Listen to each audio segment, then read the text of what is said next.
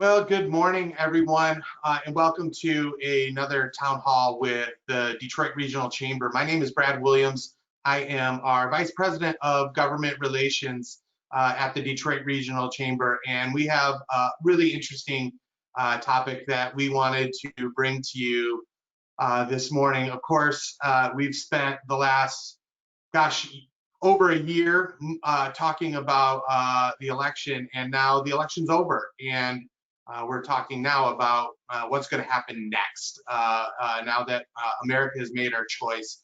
One of the things that's been, at the top of all the discussions of the election, frankly, for the last 4 years has been immigration and immigration policy. We're going to have a new president here in January, and the president has a lot of latitude to make choices about immigration, as we've seen under President Trump. Of course, Congress has a lot of power too. But we have with us to think through what are some potential changes that we could see shortly in immigration policy and what impact that could have for businesses. Some of the folks from Miller Canfield, some of our attorneys, including the practice group leader, Julianne Sharp, and some other attorneys from Miller Canfield, Beth Baker, and Kevin Wang. So guys, thank you so much for joining us today.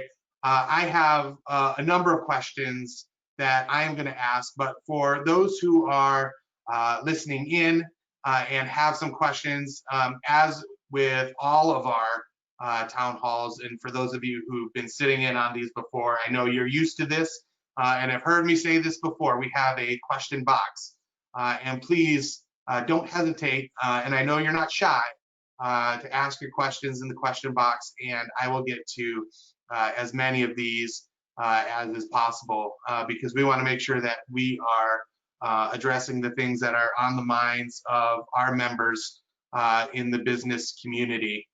But first of all, and I will open this up, I will ask you first, Julianne, but I'm sure Beth and Kevin have a lot to say about this.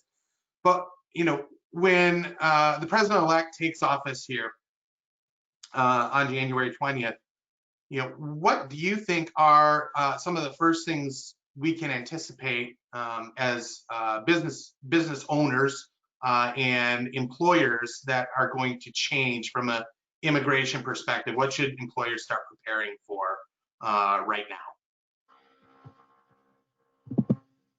Thank you, Brad. So first of all, I just want to say thank you for having us here today. It's important to keep in mind that with each shift in administration, there will be changes, particularly in the immigration space. At this time, our overall assessment of the changes that will occur is relatively speculative due to the fact that things are in transition. But our goal today is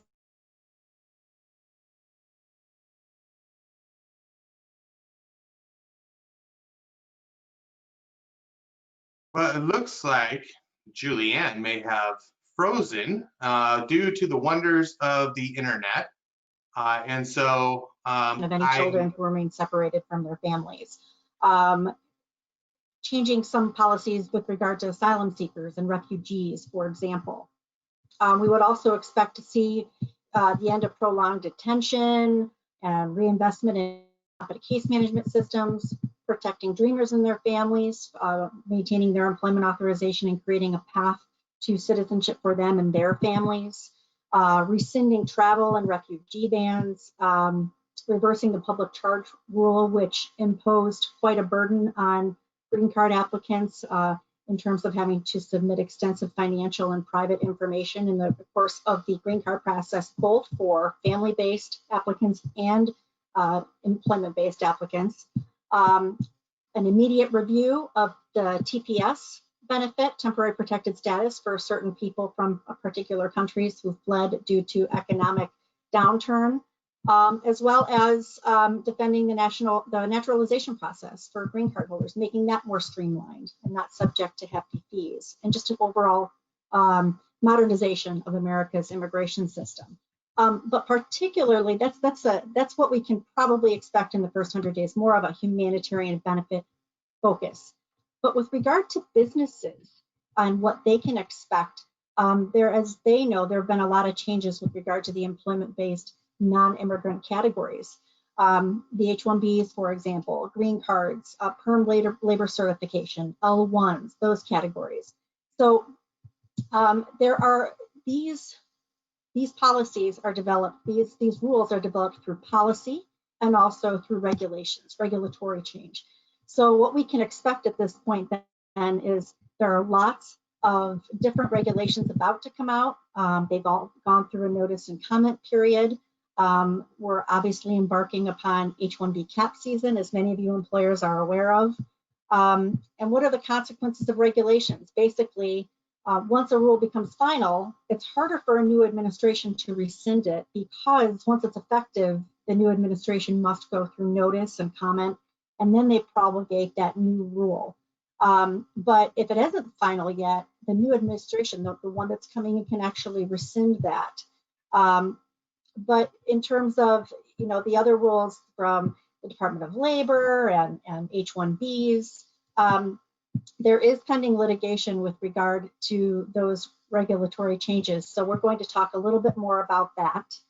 And going back to the policy, there are some rules that are established through policy. So some of you employers will remember under the current administration, it was declared that adjudicators couldn't really look back and actually refer or defer to prior adjudications at the time of an extension, for example. Well, now the incoming administration can actually say, now you can go back to those prior adjudications, you can give them deference at the time of extension and consider the fact that they were previously approved.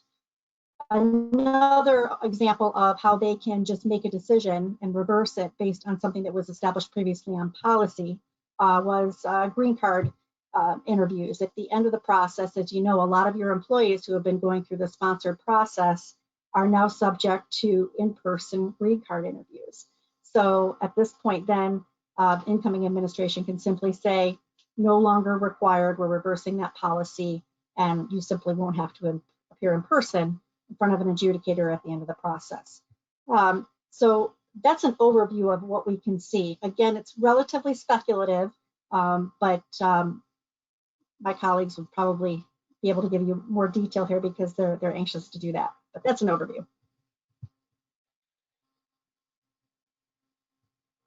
I muted myself, which is the most common social faux pas of 2020, right?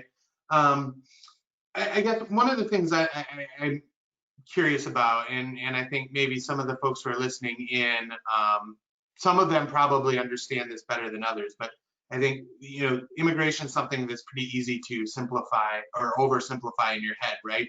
You think there's kind of two classes of immigrants. There's, the kind who are the high skilled immigrants who are maybe computer engineers, right? And then there's the lower skilled immigrants who are maybe the migrant workers. But there are so many different classifications that bring with them, different needs from a legal and regulatory standpoint. I don't know, Beth or Kevin, if you can maybe expound on that a little bit. So for our audience, maybe who aren't working in the immigration system on a daily basis, kind of talk about how complicated this system can be and the different classifications of visas. Because, Julianne started talking about H-1B visas, and it occurs to me, I am familiar with the H-1B visa system as someone who is an advocate, but if I were a regular employer, I would have no clue what Julianne was mentioning there. I don't know if Beth or Kevin, I may have asked maybe too open-ended question, but I think maybe it's important for people to kind of understand that it's a little more complicated than just anyone who wants to immigrate just fills out the same form and comes over. Right. Yeah. So I'll just interject here. So there's different visa categories depending on essentially what you're looking to do as an employer with that employee. The H-1B is the most common, probably most familiar category. That's the specialty occupation visa category. That's a category that you've seen a lot in the news, and that's the category where an employer wants to hire somebody in the position that they're offering requires a minimum of a bachelor's degree in a specific specialty, and then likewise, the foreign national must also have that minimum of the degree in the specific field. And this is, there's a cap on new visas that you can get every year. And there's a lot of requirements associated with the H-1B, such as like prevailing wage requirements. A lot of it's employer specific. You can just work for a specific. So that's probably the most common employment-based category. There's also other categories, the L1 category, for example, for multinational companies. There's a subcategory for executives and managers. So if you have a business in the United States and you have a business overseas, and you want to bring those folks over, there's that category. There's also a category for folks who have specialized knowledge that work for the related company overseas. TN is another category that is particular to citizens of Canada and Mexico. So those are really, I would say, I mean, there's a whole, we call it alphabet soup, because there's a lot of different categories. There's an O category for outstanding researchers, aliens of extraordinary ability. There's a P category for athletes, but really the H, TN, and L are probably the most common on the employment-based standpoint. So can you talk a little bit about maybe some of the changes we've seen in the last 4 years to the employment-based visa programs, and maybe what we expect to see in a Biden administration in those employment-based visa programs? So, you know, what's changed in the last 4 years, and do we expect a few current changes? And maybe Kevin, since you haven't gotten to talk yet, maybe it's your turn to take this on. Wow, you ask a very big question. I have to say that in the past 4 years, a lot of changes have taken place.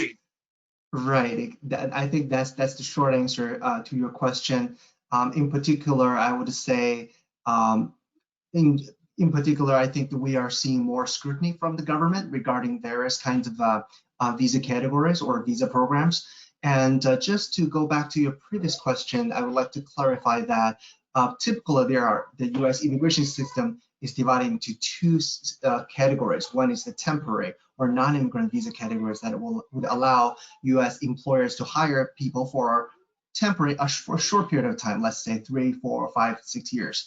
While on the other hand, there's also another immigrant visa program where employers will offer some long-term planning for the employee to stay for an extended period of time, which will eventually lead to green card. And for those skilled workers, or whether it is skilled workers or those non-skilled workers, it is really a matter of the position requirement. However, ultimately, the process will be very similar if they're going through the long-term immigrant visa program. While on the other hand, you know, regarding the temporary visa, like Beth mentioned, there will be various categories like the H-1Bs, O, L, or for the H-2A, H-2B for the seasonal workers. And what are the changes? There are a lot. We have seen heightened scrutiny with case adjudication, lengthy adjudication, and more requests for evidence and higher standards. Most recently, that Beth will cover later, is that we're seeing the Labor Department has released a new prevailing wage rule that has had a great impact on employers when they are sponsoring H-1B petitions and the employment-based green card process through the PERM labor certification process. In general, just a short answer to that is they basically changed the calculation of the minimum wage that employers will have to pay, and the ultimate result is that the wage data released by the Labor Department now is a lot higher than what it was before, starting from October 8th. So which will force employer to either increase the wage in order to proceed with this long-term planning for the employee, or they will have to seek other resources for wage data, which will incur additional costs and risks too, because typically employers would rely on the government data when they are sponsoring H-1Bs and green card processes for the employees to see what is the lawful minimum wage that they have to pay for that particular position in that particular area.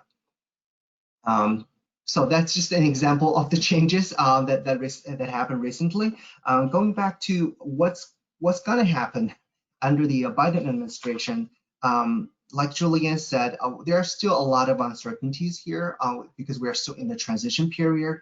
But two of the main goals of Biden's immigration policy do mention, do impact in the employment-based immigrants. For including modernization of the immigration system and also welcoming immigrants in our communities. The Biden administration's, the Biden's campaign website, it only has a very general description. For example, one of the changes is that he wants to reform the temporary visa program by establishing a wage-based allocation process and establish enforcement mechanism so that the wages are more aligned with the labor market, and also to avoid the undercutting of the wages paid to foreign workers. And also he's also planning to exempt the graduates of PhD programs in STEM fields from the annual cap in H-1B category.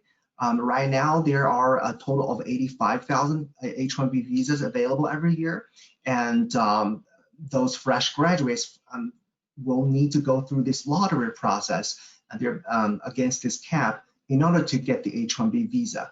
So Biden's proposal is to exempt those PhD graduates in STEM fields from being counted against the cap so that they can get the visa without going through the lottery, and it will eventually lead to long-term permanent residency. And another proposal he's making is to increase the visas offered to the employment-based immigrants. Right now, the total number of employment-based visas allocated each fiscal year is 140,000, and there's a per country limit. So no matter how many people born in a particular country have applied for green cards or immigrant visas for that particular year, they are subject to the same per country cap plus the per annual cap of 140,000 in total. So Biden's proposal is to expand the number of high-skilled visas and eliminate the per country cap. Of course, this is a very good news for us if that happens eventually, because right now the people born in China and India, where those high-skilled workers are mainly from, they are subject to huge visa backlogs. For example, like Indian nationals, they may have to wait over 10 years to get a green card, while people born in China may have to wait 5 years or even longer to get a green card. Some other proposals that Biden's making is to reform the visa program for temporary and seasonal workers, including cultural and non-agricultural industries, and also to provide a path to legalization for agricultural workers who have worked for years on U.S. farms and continue to work in the agriculture industry. Biden's also mentioning creating a new visa category to allow cities and counties to petition for a higher level of immigrants to support their growth. This is really a new idea and the concept, and we have seen that before. And I'm really curious about what are the details and what are the standards and how that will work with the current employment-based immigration system, where the employers have to go through this testing labor market, labor certification process anyway. So I'm really curious to see the details in that regard. That is all the changes that I can summarize. Kevin, I think it's interesting, is somewhat of an aside and maybe less related to the businesses in the Metro Detroit region, but certainly a Michigan business issue. When you bring up seasonal workers, one of the things that often comes across our desk because of our strong relationship with Grand Hotel in seasonal workers is the importance of being able to bring seasonal workers to work in the hospitality industry into Michigan, particularly in a place like Grand Hotel that has a specialty hospitality staff. And For those of us who appreciate vacationing in northern Michigan, can see sometimes the strain of an inability to bring in seasonal workers, particularly as population shrink. The population in northern Michigan continues to shrink. Being able to, bring in the help to fill all those places that you've seen that strain too.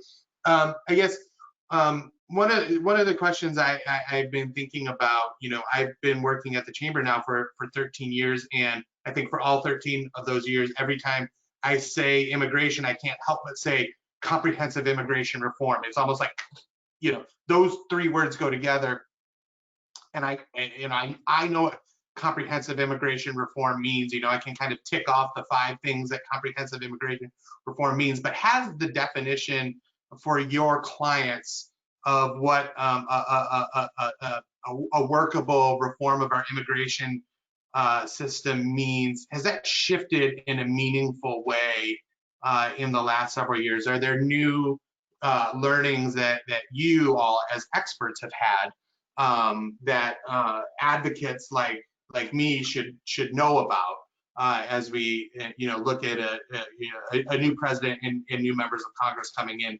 exploring immigration policy solutions? I'll open that up. Julianne, if you want to start there, maybe. You want to take that? Yeah, sure. Essentially, a lot of the problems with coming up with comprehensive immigration reform has stemmed from legislatively, it's very difficult to get things done because of, the disparity between, that you need really a bipartisan effort to push that through. So a lot of what's over really the past 2 decades has been a shift to the executive branch to sort of implement policies and that's what we would plan to see, quite frankly, with this upcoming administration. It would be easier. Really, the goals for the legislative branch would be to sort of provide funding, and then also to be sort of the agency, collect information and be sort of the accountability arm, and to bring these proposals to the current administration as to implement further policies. I think that's what we could see upcoming, just given the legislature hasn't been able to do much. And so it's kind of a de facto now branch of the executive branch. But I will say, I did want to mention that there's a lot of regulations that I wanted to discuss real quickly, because they're really impactful to the folks that are on this call, because they'll affect how their ability to recruit and continue to hire workers. As Kevin mentioned, there's the interim final rule affecting prevailing wages. There's also a rule that's another interim final rule that's to go into effect December 7th regarding H-1B, changing the definition of specialty occupation workers, and especially it's going to affect a lot of people. It changes the employer-employee relationship, ability to place workers at third-party work sites. And then there's a third rule that just came out November 2nd that's going through the notice and comment period right now that will change this H-1B lottery process too, and it goes kind of hand in hand with the other 2 rules, because it's going to replace the current lottery system with sort of selecting cases based on who can pay the highest wages. So I did want to mention this because it's really important, because these will effectively have big implications on employers' ability to continue to do business through the collective combination of these 3 rules.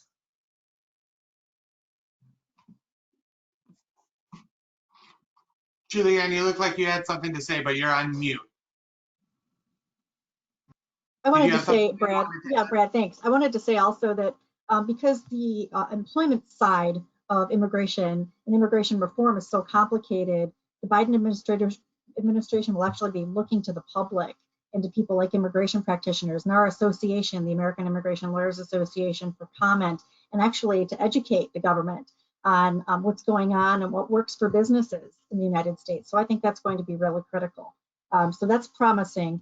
And in looking at all these regulatory changes, people really need to keep their eye on this for the future of their business going into 2021. And I wanted to say too, just wanted to add, if anybody has any questions after this webinar, please feel free to contact us with any of those more deep dive questions. We have an email address we can share with you, which is immigration@millercanfield.com. We would be more than happy to answer your questions and would even love to partner with you if we have the opportunity. And if I could just mention real quick too about, these regulations. If anybody, it's easy to find them if you go to regulation.gov, and then there's the ability you as employers can provide your feedback to these. It's real easy if you go and then you search for the rule.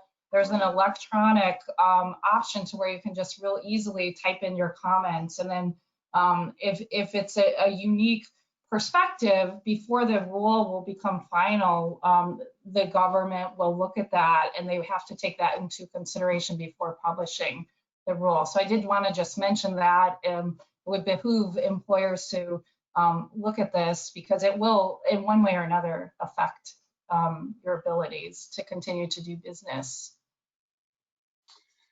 Well, and thank you for making your contact information available. As I always tell folks when we have attorneys on, especially, you make yourself available, and you're a tremendous resource to kind of dip your toe in the water of your expertise. But all these questions, it's important to contact an attorney if you're really going to get deep in it. The last question I have for you, because we're right up against our time, I kind of want to ask a question a little bit in reverse, because we're still in the middle of COVID-19. And we all know that the U.S. response to COVID-19 has produced worse results than a lot of the world, and that the restrictions on U.S. travelers from the U.S. in most countries has been more restricted. In the clients you work with, has that yet had an impact on their competitiveness around the world, or are we still at a point where so much of the world is still clamped down that U.S. citizens' inability to travel really hasn't had much of an impact yet on businesses?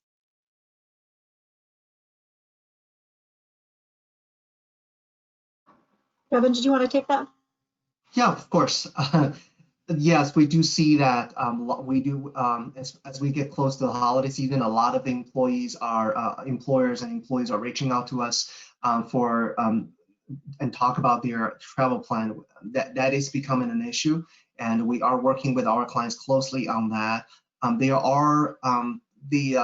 there are still a travel restriction related to COVID, and plus the work visa related restriction implemented under the current administration. So for people from Europe and China and Brazil, they will need to apply for a national interest exemption in advance in order to enter the U.S. That will be an additional process